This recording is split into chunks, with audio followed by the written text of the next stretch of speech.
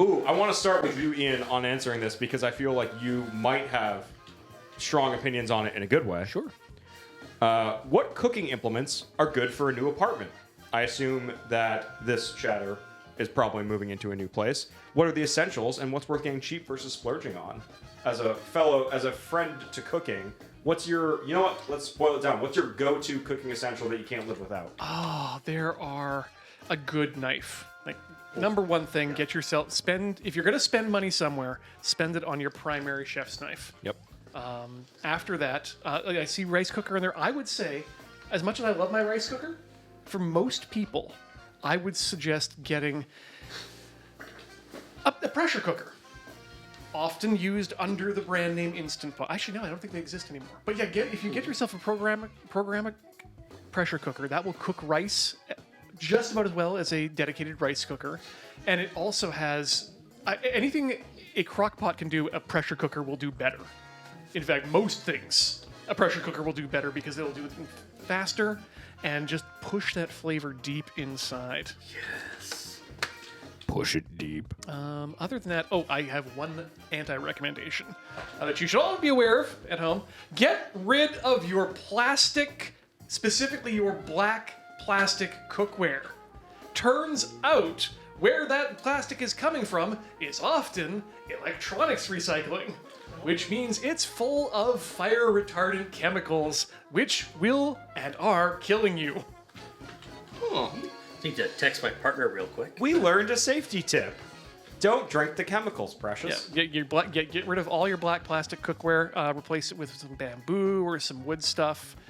We've got some people in the community even that put together that sort of cookware available. So yeah, reach around. But reach out. Sorry. Yeah. But yeah, that's that's mine. Anyone else got some go-to cooking implements that they can't live without? I got one. I basically live out of my cast iron pan. Yeah. Like that is 95% of my cooking right there. And the rest is like just anything that can do soup.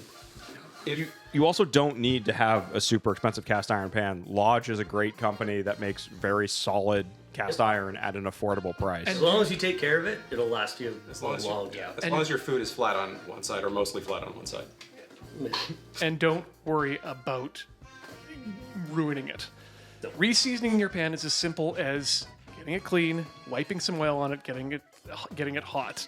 Do not be precious about needing a chainmail scrub or just a standard scrubby will do. And even if you get a little bit of soap on it, it's probably fine. Honestly, do you think professional kitchens don't put soap on their pans? You can use soap. You can make it fine and then reseason it if it gets bad. I use soap on my cast irons. It lasts for a while, and then I just reseason it and it's fine. Also, the best way to season your pan is just use it a bunch. Yeah, exactly. Just, don't get too precious about it. Also, try thrift around for your pans because oftentimes they're going to be cheaper than they are going to be retail. B, Lodge is great. Lodge is fine. But if you can find something that's older than Lodge, from back in the time when they used to actually polish the surface, oh my god, a polished surface cast iron pan is golden.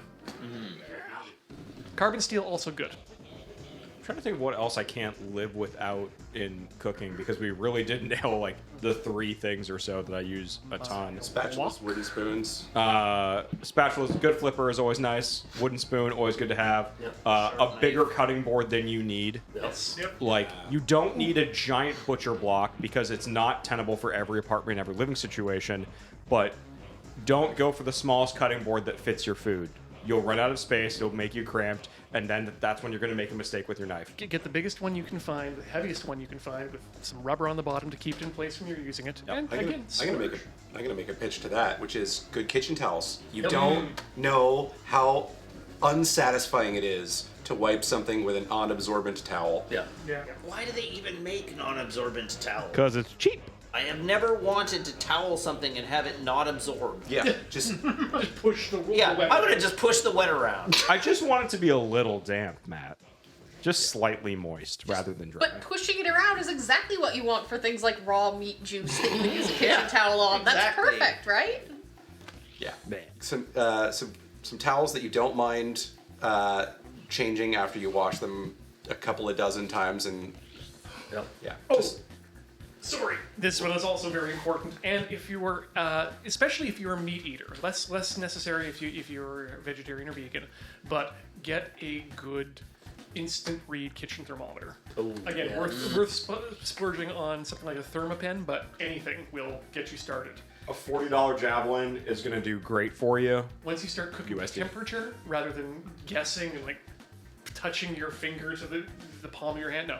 Just know for sure. You can have delicious chicken. It doesn't have to be overcooked.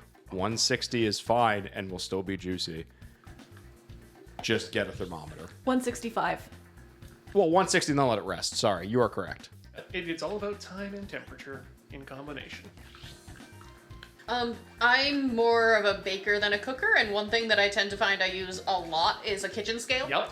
Just a nice, simple kitchen scale. It doesn't have to be something super fancy, but All the people who are going deep on coffee are going to want one of those as well. Yep. Yeah.